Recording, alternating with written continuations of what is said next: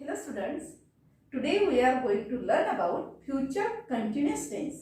विद्यार्थी मित्रांनो, आज आपण अपूर्ण भविष्यकाळ याविषयी माहिती जाणून घेऊया. म्हणजे व्यवहारामध्ये फ्युचर कंटिन्युअस टेन्सचा वापर कशा प्रकारे केला जातो हे आज आपण जाणून घेऊया. First of all, what is future continuous tense? We use the future continuous tense to talk about actions which will be in progress at a time in the future. म्हणजेच काय? भविष्य काळात एखादी क्रिया अपूर्ण परंतु चालू स्थितीत असेल अशा क्रियेच्या काळाला अपूर्ण भविष्य काळ म्हणतात. बघा, या ठिकाणी आपल्याला फ्युचर कंटिन्युअस टेन्स कशा प्रकारे व्यवहारात वापरायचा आहे ही माहिती जाणून घेत आहोत आपण.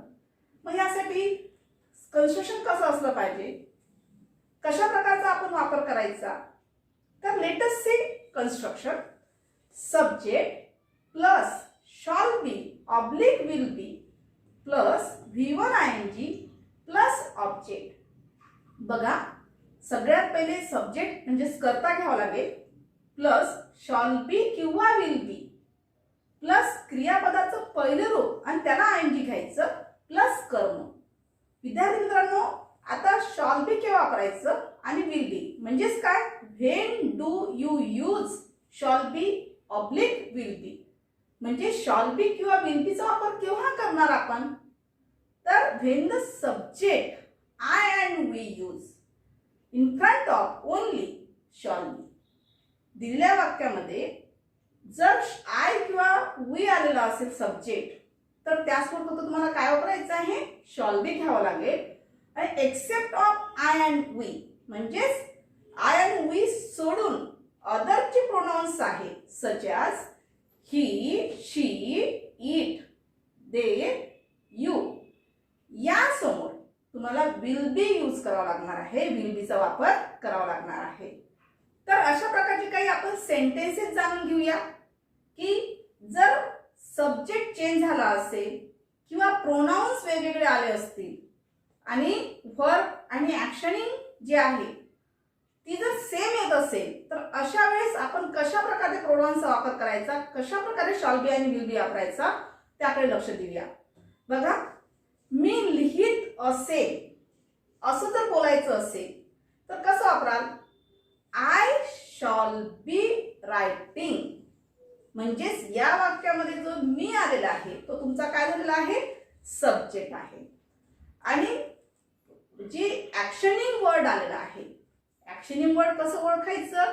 तर त्या वाक्यामध्ये जे वर्ब असते त्या क्रियापदाला त लागून आलेलं असेल. म्हणजे या ठिकाणी कोणता शब्द दिसतोय तुम्हाला?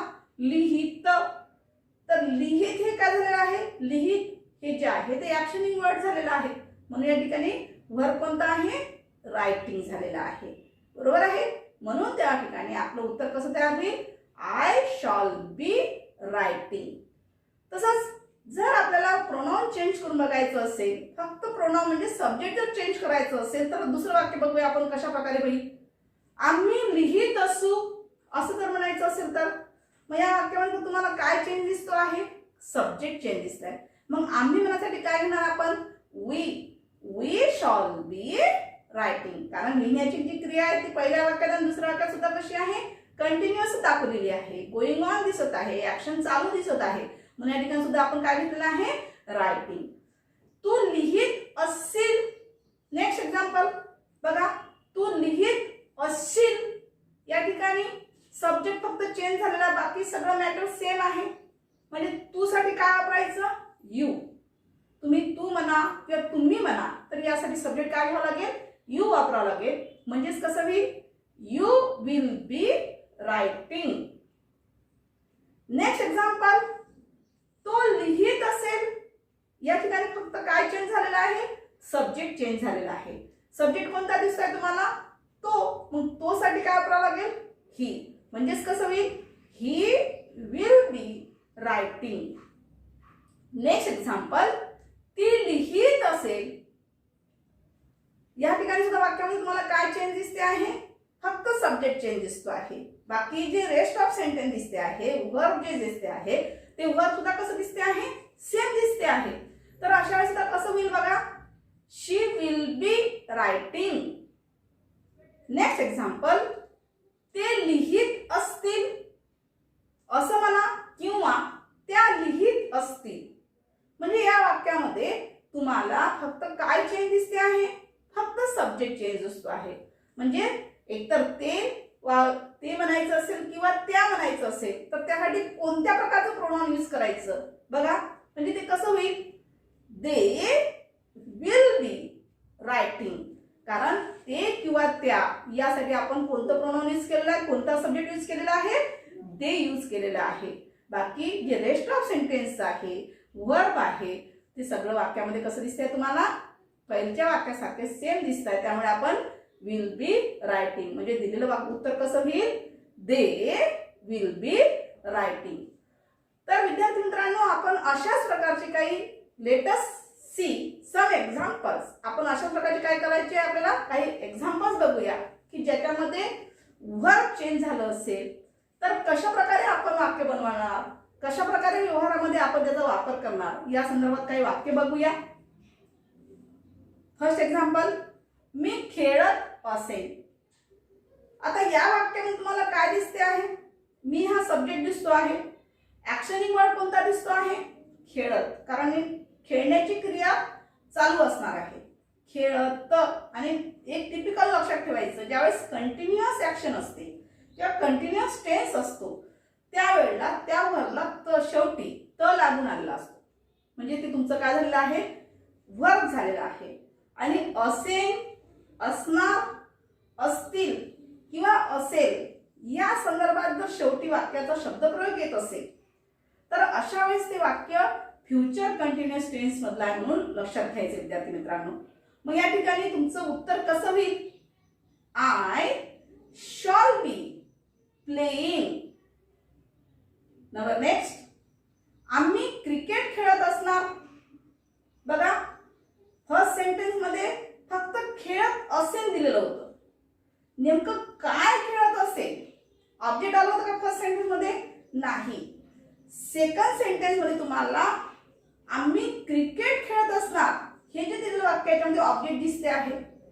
म्हणजे ऑब्जेक्ट कसं ओळखायचं, तर दिलेल्या वाक्यामध्ये जी वर्ब आहे त्या वर्बला व्हॉटने क्वेश्चन करायचा. म्हणजे व्हॉट प्ले, काय खेळत असणार आहे तुम्ही, तर व्हॉट प्ले, काय खेळणार आहे, व्हॉट प्लेइंग, तर आपण क्रिकेट खेळणार आहे. हे जे आहे तुमचं डायरेक्टली काय झालेलं आहे, ऑब्जेक्ट झालेलं आहे. तर फर्स्ट सेंटेन्स मध्ये तशा प्रकारे तुम्हाला काही दिसलेलं नव्हतं. म्हणजे पहिल्या वाक्यामध्ये आपण ऑब्जेक्टचा वापर केलेला नाहीये, सेकंड सेंटेन्स मध्ये ऑब्जेक्टचा वापर केलेला आहे. म्हणजेच दिलेलं वाक्य कसं आहे, आम्ही क्रिकेट खेळत असणार. याचं उत्तर कसं होईल बघा, आम्ही साठी काय घ्यायचं, वी समोर नेहमी शॉल बी वापरायचा. शॉल बी कोणती ऍक्शन चालू आहे, खेळण्याची, म्हणून या ठिकाणी खेळत साठी कोणता शब्द वापरलाय, प्लेइंग. आणि काय खेळणार आहे, क्रिकेट, म्हणजे प्लेइंग क्रिकेट. म्हणजे त्याचं उत्तर कसं होणार आहे, we shall be playing cricket. Number next, तू नदीत पोहत असशील. या ठिकाणी सब्जेक्ट कोणता दिसतोय तुम्हाला, तू. त्यानंतर ऍक्शनिंग वर्ड कोणता दिसतो आहे, पोहत. म्हणजे पोहणे हे जे वर्ब आहे या वर्बला काय लागून आलेलं आहे, तर पोहत असशील. तर या ठिकाणी कसं होईल बघा, you will be swimming in the river. म्हणजे या वाक्यामध्ये यू जो आहे हा काय झालेला आहे, सब्जेक्ट झालेला आहे. यू समोर फ्युचर टेन्स मध्ये नेहमी विल वापरला जातो, म्हणून आपण या ठिकाणी विल बी घेतलेला आहे according to this construction, will be. त्यानंतर व्हर्बला आयएनजी लावायचं आहे, म्हणून या ठिकाणी व्हर्ब कोणता घेतलेला आहे, स्विम, आणि त्याला आयएनजी लावलं म्हणजे swimming.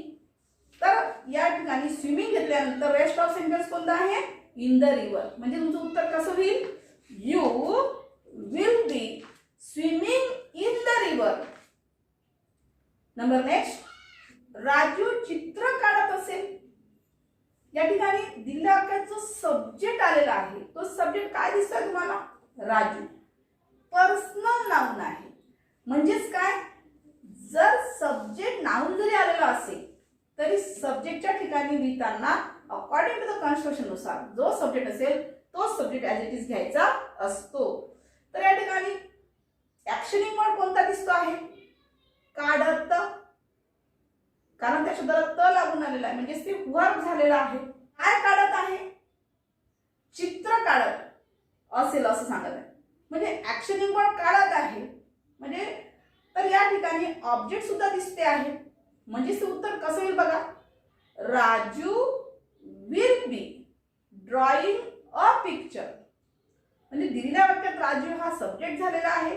According to the construction नुसार आपण काय केलेलं आहे, त्यासमोर विल बी घेतलेला आहे. आणि जे ऍक्शनिंग वर्ड आहे, ऍक्शनिंग वर्ड कोणता आहे? ड्रॉ. त्याला आपण आयएनजी लावलेला आहे म्हणजे काय होईल? ड्रॉइंग. आणि त्यानंतर जे ऑब्जेक्ट आहे अ पिक्चर, ज्याला आपण रेस्ट ऑफ सेंटेन्स म्हणतो, ते ऑब्जेक्ट सुद्धा आपण त्या ठिकाणी घेतलेलं आहे. तर विद्यार्थी मित्रांनो, आज आपण फ्युचर कंटिन्युअस टेन्स कशा प्रकारे आपल्या डेली लाईफ मध्ये यूज करायचा याविषयी माहिती आपण जाणून घेतलेली आहे.